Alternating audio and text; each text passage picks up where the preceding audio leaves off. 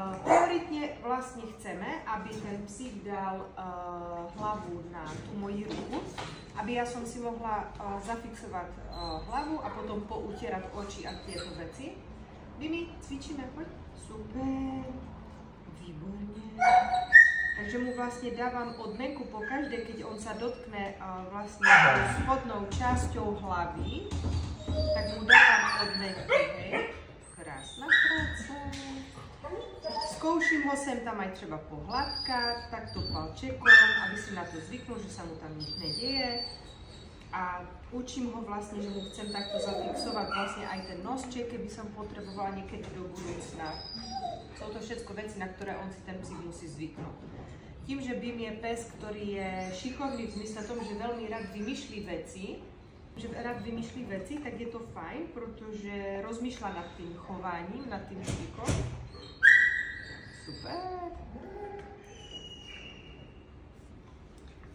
Tak, keď už bude chápať to chovanie, že teda mi tam tú hlavu vždy položí, super, tak aby som psíka naučila, aby tam zostal dlhší čas v tej pozícii, tak to spojím s kontrolou na jídlo.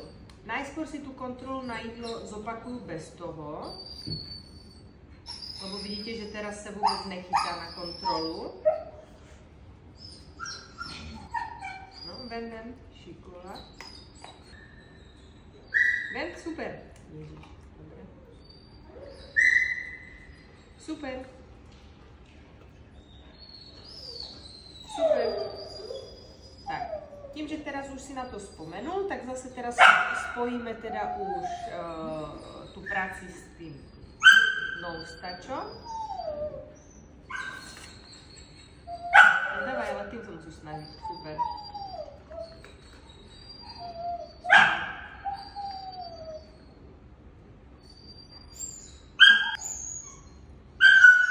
Super, wow.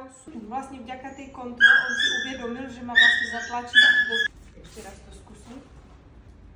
Super.